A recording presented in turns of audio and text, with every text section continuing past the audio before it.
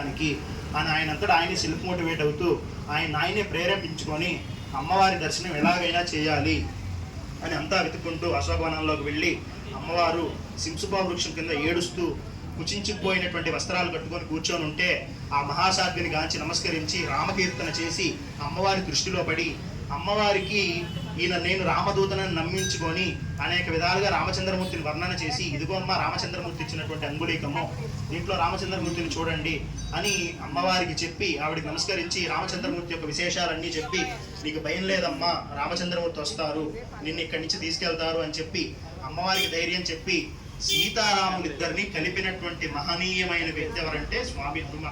అటువంటి పెద్ద పెద్ద కార్యాలు చేసిన స్వామికి చిన్న చిన్న కార్యాలు మనకు చేసి పెట్టడం పెద్ద విషయమేమి కాదు.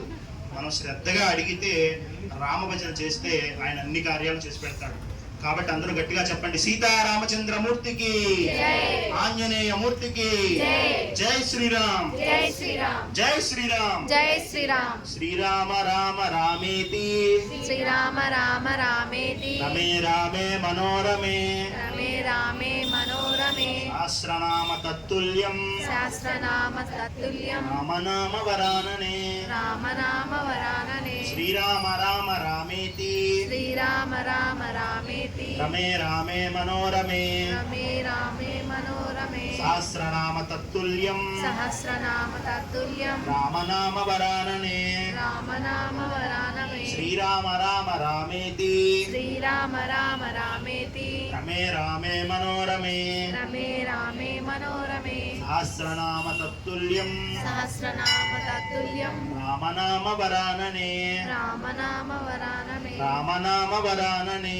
రామనామ వరాననే. అంటే ఏంటి? రామనామాన్ని 3 సార్లు చెప్తే విష్ణువు యొక్క సహస్రనామం చెప్పేసినట్టే. నేను చెప్తున్నాను అనుకుంటున్నారా? ఇదేం కాదండి. పరమేశ్వరుడు స్వయంగా చెప్పాడు అనుశాసనిక పర్వంలో, మహాభారతంలో.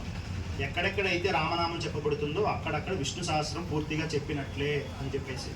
కాబట్టి రామనామాన్ని ప్రీతితో చెప్పాలి. చెప్పండి అందరూ కూడా, జై శ్రీరామ్, జై శ్రీరామ్, జై శ్రీరామ్, జై శ్రీరామ్, జై శ్రీరామ్, జై శ్రీరామ్, శ్రీరామ జయ రామ జయ జయ రామ, శ్రీరామ జయ రామ జయ జయ రామ. అందరూ కూడా శ్రద్ధగా మీకు ఇచ్చిన పుష్పాలు అవన్నీ పట్టుకొని అష్టోత్తర పూజ ప్రారంభమవుతుంది. అష్టోత్తరం చూడండి.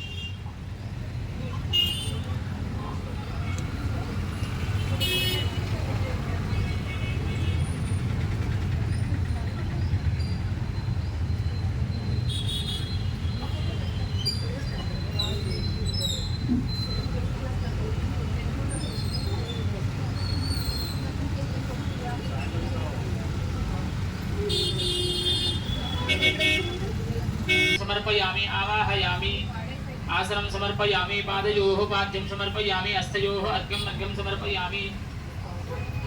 अष्टोत्तर शतनामावलि नागवल्ली दलार्चन पूजां करिष्ये.